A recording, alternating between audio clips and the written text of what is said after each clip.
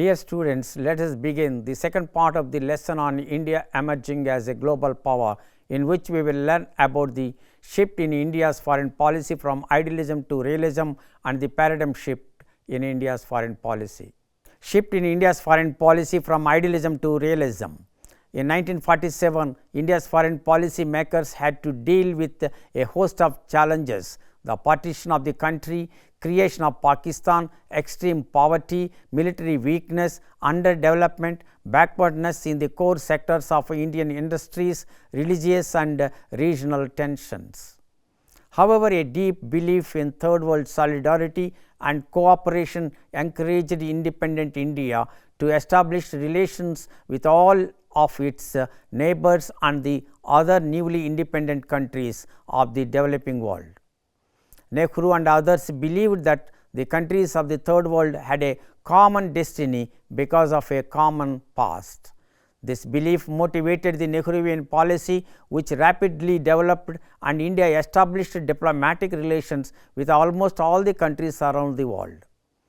His outlook asserted the commitment of the nation to the principles of justice, equity and self-determination. India's deep-rooted belief in Panchashil guided India's foreign policy in the early years of India's independence. The success of independence movement was reflected in the good spirit of India's interaction, cooperation and friendship with the newly decolonized and independent countries of Asia and Africa. Nehru defined the main contours of Indian foreign policy in the first decade of independence. His ideas had a lasting impact on the country's foreign policy on two pillars: self-reliance and non-alignment. Unlike popular misconception, non-alignment in a real sense was far from neutrality. This stance was evident from India's active involvement in the movement for disarmament, in decolonization, in the campaign for more equitable international economic development, the UN peacekeeping forces, etc. India's post-independence foreign policy was viewed as a critique against colonialism and racism, undemocratic and unequal distribution of international power. On the other hand, it was pro-peace, regionalist and secularist in nature and promotive of economic and strategic autonomy. India had also argued that nuclear weapons and excessive military spending were the prime source of global insecurities, and particularly for the newly emerging independent states of Asia and Africa. However, India's military defeat during the Sino-India War of 1962 made Indian policy makers think about the relevance of Nehruvian idealism. The absence of real politics in the policy making as well as the limits of Nehruvian idealism was apparent. Nevertheless, the Nehruvian legacy has survived in many other ways despite the injection of power politics into Indian policy making. The visible change in India's foreign policy was apparent from the early 1970s when Indira Gandhi came to power. Indira Gandhi's foreign policy was marked by a combination of alignment with the Soviet Union, continued commitment to non-alignment in rhetoric, a shift in nuclear policy and assertive regional diplomacy. Dramatic changes like the first nuclear test in Pokhran in 1974, India's role in East Pakistan and the creation of Bangladesh, close and friendly relations with the Soviet Union were the major developments during her regime. The 1974 nuclear test ushered in a new phase in India's foreign policy. The test was the first step towards the beginning of a realistic phase in Indian foreign policy. By the mid-1980s, realpolitik became the defining feature of India's foreign policy. The second round of nuclear tests in Pokhran in May 1998 could be the beginning of pragmatism and proactive materialization of India's foreign policy. The initiation of the period of liberalization from the early 1990s not only commenced a new period in India's political and economic growth and development, but the foreign policy too witnessed extensive transformation. The new economic policy brought a pragmatic shift in India's foreign policy, priorities towards issues based alignments, balance of ties, and outreach to near and far neighbors. In an attempt to retain its autonomy in key areas of decision making and to continue its increased interface with the world, India persevered to avoid capitulating to international pressure. Paradigm shift in Indian foreign policy. In the recent past, the challenges and contestations that India's foreign policy has faced are varied.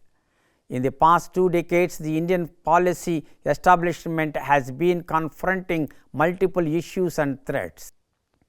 Major developments during the time included the rise of China and the intensified US-China competition in the Asia Pacific, the revival and the reconsideration of India's relations with Africa, the power instability of the Middle East in the context of sustained energy supply and energy security, expanding and consolidating relations with Southeast Asia and Japan, dealing with the nuclear issues, etc. On the other hand, the Indo-US civil nuclear deal put India on the map of nuclear states, recognizing its potential and immense capabilities. Moreover, India's entry into the nuclear suppliers group also consolidated its position and provided it with due recognition. In keeping with that quest, India's multilateral relations with countries around the world have gained tremendous momentum, and in the last decade India has become a member of a wide array of multilateral bodies in economic and other spheres. India's robust economy and material capability are woven by the world, and the global strategic equations are turning in favor of the nation. India's participation is visible in a number of such bodies like G20, BRICS, IPSA, as well as with economic cooperation fora like ASEAN, BIMSTEC, WTO, etc. In the extended region too, India is seeking new friends and partners to strengthen its linkages with other states. For instance, India has fostered a long-standing relationship with the Northern Alliance to support stability and growth in Afghanistan by providing aid and assistance and infrastructure support. In December 2004, India was one of the founding 4 nations of the Asian Tsunami Core Group, formed within 24 hours of the catastrophe. India provided more aid and assistance than any country except the United States. Its military has a strong peace building role. In contrast, India's role in its neighborhood is in a state of stalemate, with very little improvement in its relations with countries like Bangladesh, Myanmar and Maldives. Among one of the most crucial challenges emanating out of India's need for securitization is the need for a sustained supply of energy. In order to maintain economic growth at around 10%, energy security is one of the major areas of focus of India's foreign policy.